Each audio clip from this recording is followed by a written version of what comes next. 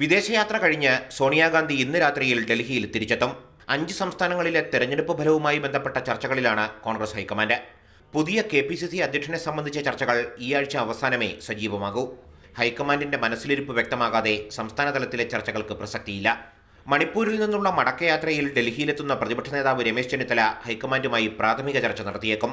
കൂടുതൽ ചർച്ചകൾക്ക് സംസ്ഥാന നേതാക്കളെ ഹൈക്കമാൻഡ് ഡൽഹിക്ക് വിളിപ്പിക്കാനാണ് സാധ്യത.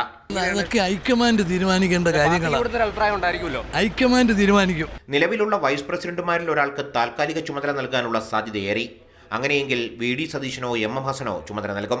അതേസമയം സംഘടനാ തെരഞ്ഞെടുപ്പെന്ന ആവശ്യവുമായി മുന്നോട്ടു പോകാനാണ് A ഗ്രൂപ്പിന്റെ തീരുമാനം. സംഘടനാ തെരഞ്ഞെടുപ്പിലൂടെ KPCC അധ്യക്ഷനാകാൻ ഉമ്മൻചാണ്ടിക്ക് താൽപ്പര്യമുണ്ടെന്നാണ് സൂചന. പുതിയ പ്രസിഡന്റ് ആരെന്ന തീരുമാനം വൈകുന്തോറും സ്ഥാനമോഹികളുടെ എണ്ണവും കൂടുന്നു. പാർട്ടി ഏൽപ്പിക്കുന്ന ഏത് സ്ഥാനവും ഏറ്റെടുക്കുമെന്ന് K സുധാകരൻ പ്രതികരിച്ചു.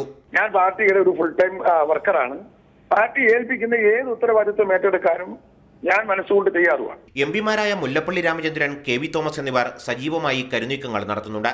KC വേണുഗോപാൽ, PT തോമസ് എന്നീ പേരുകളും പറഞ്ഞു കേൾക്കുന്നു. മാതൃഭൂമി ന്യൂസ്, തിരുവനന്തപുരം.